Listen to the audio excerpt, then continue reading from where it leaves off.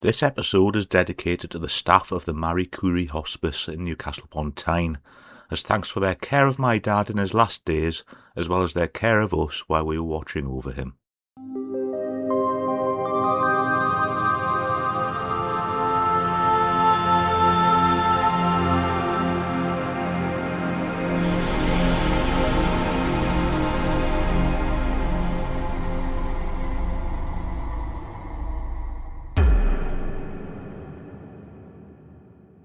Welcome to episode 37 of the Within the Boggart Wood podcast.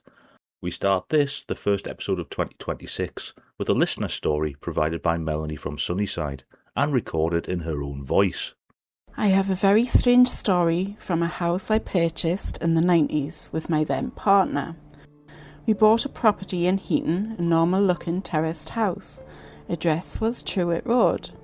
Anyway, when we moved in there, was nothing really happening, but after a few months, my partner started noticing and hearing things.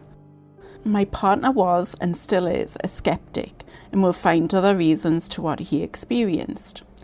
Stu used to work night shift, so when he used to leave for work, I used to lock the front door and go to bed.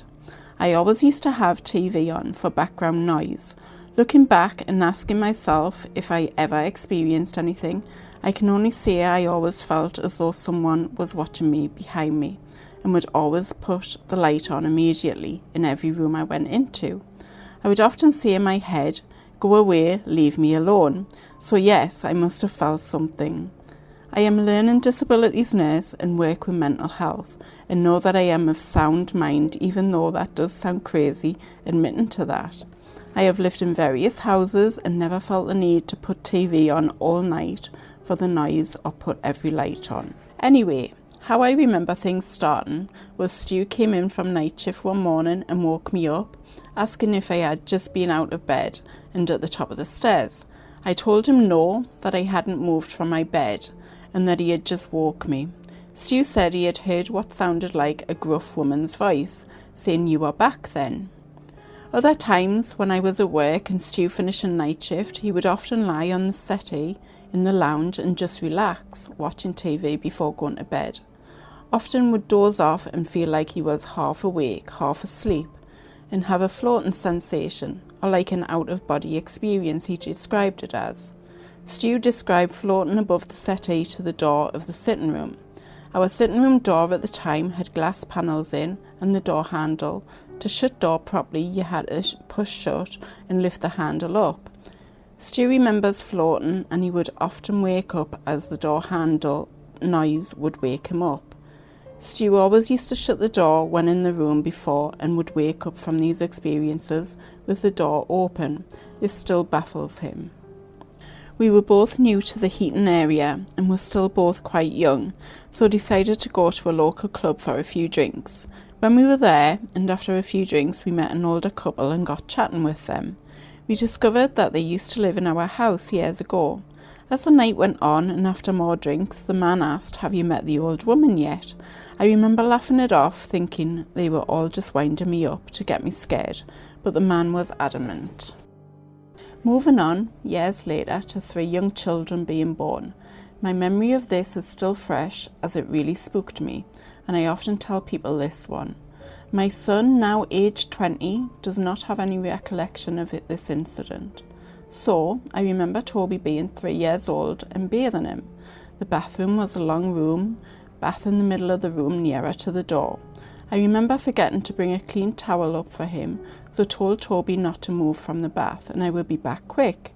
When I got to him with the towel, Toby said to me, "That man says he doesn't like me," and pointed to behind the door. I remember being so scared and lifting Toby from the bath so very quickly. That was the only time that I was so scared.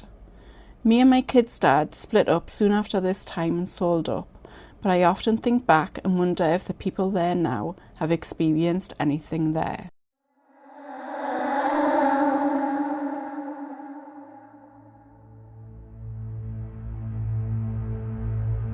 Today's second story looks in more depth at Silky, the goblin spirit tale I touched on way back in episode 4. I've been thinking that these tales need a more in-depth look for some time now, and this is as good as time as any. Silky is one of the more well-known ghost stories of Northumberland, but like many such stories, the ghostly presence started life as something quite different. In folklorist Catherine Briggs' 1957 article entitled The English Fairies, published in the Folklore Society Journal, she states that the Silky is a Northumbrian brownie. For those unaware, in Scottish and Borders folklore, the brownie was a household spirit, often mischievous in nature and somewhat short-tempered. To make things clear, we have a number of entities bearing the label of Silky here in the north, so to begin with, I'll have a look at the Silky of Black Heaton and Belsay Hall. William Henderson's account of this Silky was published in his Notes on the Folklore of the Northern Counties of England and the Borders, published back in 1879. About 80 or 90 years ago, the quiet village of Black Heaton near Stamfordham in Northumberland was greatly disturbed by a supernatural being, popularly called Silky from the nature of her robes. She was remarkable for the suddenness with which she would appear to benighted travellers, breaking forth upon them in dazzling splendour in the darkest and most loneliest parts of the road. If he were on horseback, she would seat herself behind him, rustling in her silks, accompany him a certain distance, and then as suddenly disappear, leaving the bewildered countryman in blank amazement. Silky had a favourite resort at Belsay, 2 or 3 miles from Black Heaton, on a romantic crag beautifully studded with trees, under whose shadow she would wander at night. The bottom of this crag is washed in a picturesque little lake, at whose outlet is a waterfall, over which a fine old tree spreads its waving branches, forming by their intersection a sort of chair. In this Silky loved to sit, rocked to repose by the wild winds, and it is still called Silky's chair, Sir Charles Monk, the present proprietor of the place, preserving the tree carefully on account of the legend. The sprite exercised a marvellous power over the brute creation, arresting horses in their daily work and keeping them still as long as she was so minded. Once she waylaid a wagon bringing coals to a farm near Black Heaton, and fixed the team upon a bridge, since called after her Silky's Bridge. Do what he would, the driver could not make the horses move a step, and then they would have stood all night had not another farm servant fortunately come up with some witchwood, or mountain ash, about him. He went to the horses and they moved on at once, but never did their driver dare go abroad again without being well armed with witchwood. In some respects, Silky showed a family likeness to the Brownies.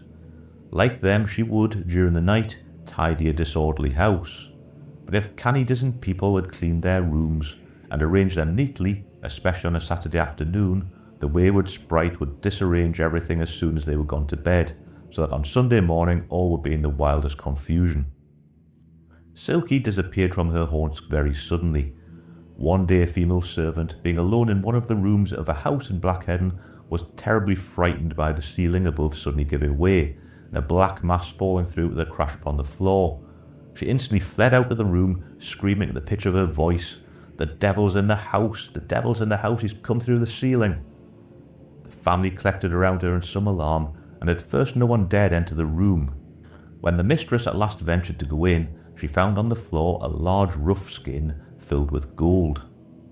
From this time Silky was never more heard or seen, so it was believed that she was the troubled phantom of some person who had died miserable because she owned treasure and was overtaken by her mortal agony before she had disclosed its hiding place. The Reverend J.F. Bigg relates, however, that an old woman named Pearson of Welton Mill, whom he'd visited on her deathbed, told him, a few days before her death, that she had seen Silky the night before, sitting at the bottom of her bed, all dressed in silk. Mr. James Hardy, Silky's historian, to whom I am indebted for these particulars respecting the wayward sprite, tells me of 3 sister spirits, also clad in silk attire. One is the family apparition of the mansion of Houndwood in Berwickshire and bears the quaint name of Chappie. A knocking was repeatedly heard on the front door of this house, but only on one occasion was anyone seen. Then a grand lady swept in and went up the staircase, but was never seen again in or out of the house.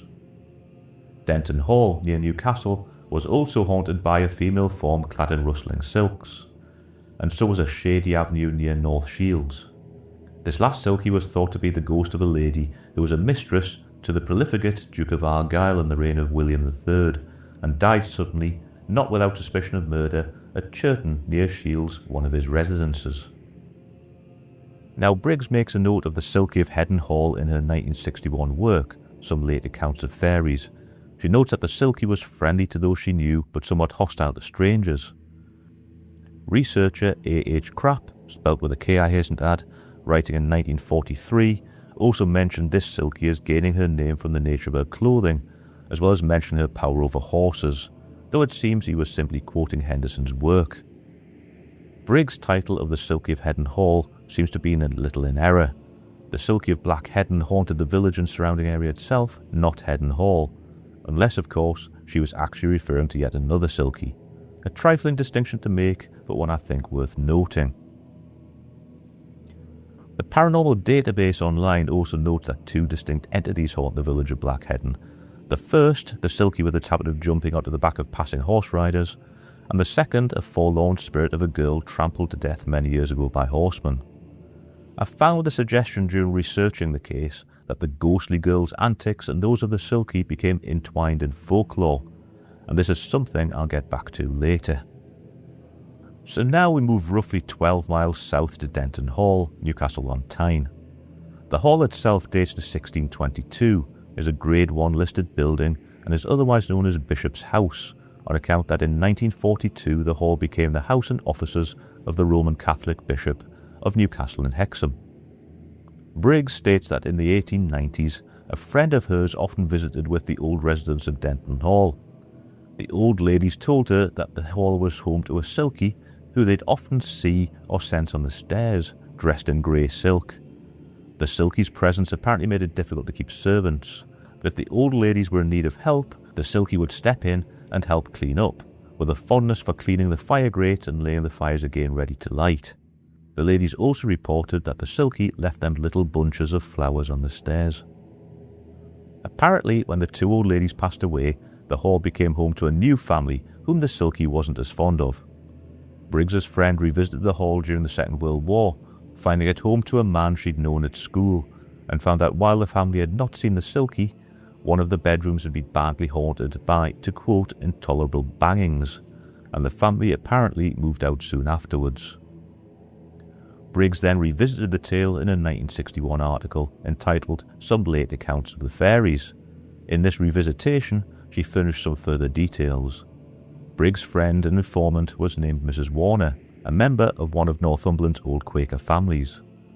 The two old ladies, resident at Denton Hall, had the surname Hoyle, with Mrs. Warner's visits to see the old ladies between 1887 and 1902. The phenomena reported was the same as before, though I couldn't help but note that Briggs referred more to the resident Silky as she, rather than using the generic Silky term. Interestingly, looking back at census records, an Amelia and Anne Hoyle did live in the hall with their brother Richard and 3 servants back in 1881. The Hoyles had occupied the hall for decades by this time, and Richard was a fairly wealthy merchant. However, in contrast to Briggs' account, the Hoyles had already left Denton Hall by 1891, and Richard had moved to Elsick with his sister Anne. The fate of Amelia is unknown. These dates fit into her original account of the visits of Mrs. Warner to Denton Hall in the 1890s, but adds a rather large question over her later suggestion of the oddly specific visits of between 1887 and 1902. As for Mrs. Warner's revisit during the Second World War, we can only assume that unless her school friend was the Bishop of Newcastle and Hexham, this was pre-1942, when records show that the hall was inhabited by a solicitor by the name of John Pybus. So far we've seen the details of the Silkies of Denton and Heddon Halls, but when it comes to further details on the Silky of Houndwood, details are a little more sparse. Houndwood House is located in the former estate of Houndwood in the Scottish borders between Eyemouth and Reston. The house appears in some discussions regarding housing the ghost of Mary Queen of Scots, with a few mention of Silky nicknamed Chappie, though Chappie's activities have the research community split. In one version, she's known for knocking on doors and windows while crying the entire time. She's said to be the ghost of a murder victim from the 16th century. The second version is one chosen to be retold by Henderson in 1879, that of a loud knock being heard at the door, followed by a woman dressed in silk entering before heading up the stairs and vanishing completely. In his book Scottish Ghost Stories, published in 1996, James Robertson tells us that in the 19th century a servant girl reported hearing the galloping sound of ghostly horsemen, though none were present. He also says that in one version Chap hears a wailing child ghost, though the majority of stories do talk of disembodied footsteps of an adult, often being heard in certain rooms, though nothing itself could be seen. In some versions, Chappie is said to be the spirit of a man stamping his boots. It is said that he was occasionally seen in the grounds of the house, or rather, his bloodied and blood-stained lower legs were. Breeches and boots could be seen wandering round without his upper half. So despite her gender, age-swapping story, no matter the version, Chappie seems to have her roots in ghost lore rather than boggart or brownie-like spirits. Of the Silky of North Shields, I've not been able to find much detail at all, apart from derivatives of Henderson's work. There is, however, a Silkies Lane, running south off the front street at Churton. This brings me to my next point in the story of Silky. While in the 18th and early 19th century, Silky appears to be a specific name given to two particular spirits, those of Heaton and Denton, these both appear to have brownie and boggart elements to them, but as with stories such as the Coal Lad of Hilton, these brownie spirits then begin to have ghostly stories attached. In more modern times, the term Silky is often now used to describe simply a female spirit, either seen or heard to be wearing silk, her presence often announced by the swish of her clothing. I'll give a few examples here. Castle Keep in Newcastle is said to have its own Silky, said to haunt the galleries, though this spirit seems to only have made an appearance since commercial ghost hunting have started at the keep. In Durham City, the White Lady of Crook Hall is said to wear a heavy silken dress, as is the Grey Lady of Durham Castle. It's here that we can also see the story of Silky starting to blend with the ladies of many colours, the North's white ladies, grey ladies, ladies in black and ladies in green. This isn't something I'm going to look at here, as I know my good friend Andy from Walking with Ghost of Durham is researching the topic of the region's ladies of colour, or lack thereof, and is in fact giving a presentation at this year's Weird Weekend North Paranormal Conference on that very topic. For those going, make sure to support Andy, though I do wonder why he's resisting my suggestion of titling his talk The Crimson Ladies of Durham. So, Silky, Brownie, Boggart, or Restless Spirit, or all of the above. That's one for you to decide. In around 1950, a man cycling along Belsay Hall Drive at midnight encountered what he described as Silky's ghost, a hooded lady clad all in white spider silk. Shining his bike's light on her, he saw in horror that the light shone straight through her. On another night, a young man decided to frighten his friends who had gone to a dance in Stamford without him. He dressed up in white and lay in wait at Silky's bridge, only to turn in horror to find Silky sitting next to him. She asked him if he was there to play with her, whereupon he departed rapidly. So I'll leave you with a question, or a challenge if you like. During my research I also found reference to a Silky at Kenton in Newcastle one time, but couldn't find any details. If any of you good people out there know any tales of this elusive sprite, please get in touch.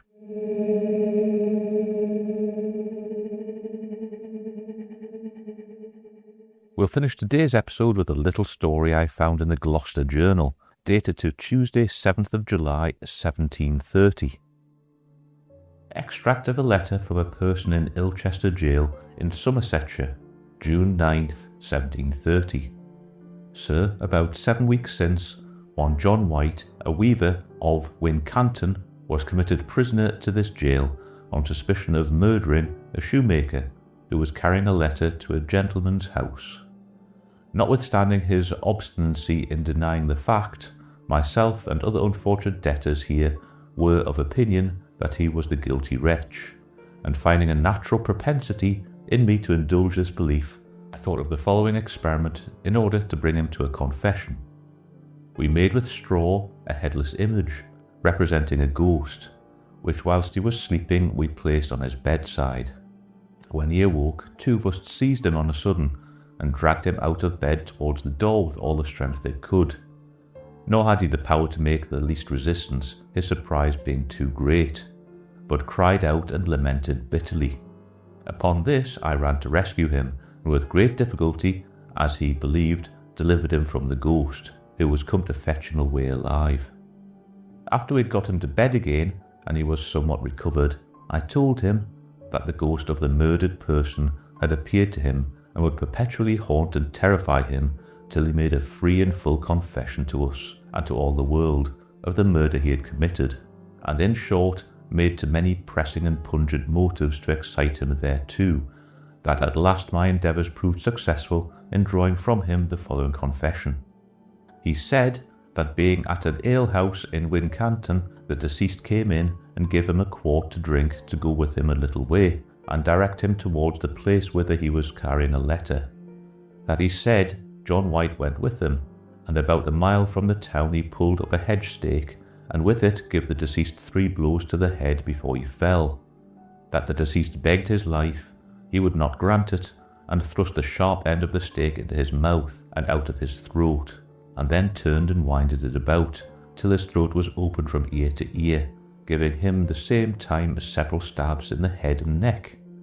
That then he took from him a counter, which he had seen him have in the alehouse, supposing it to be a half-guinea, and also about 3 pence in money, with a knife and fork, and lastly that the said John White threw him in a ditch, and there left him, wishing God to have mercy on his soul.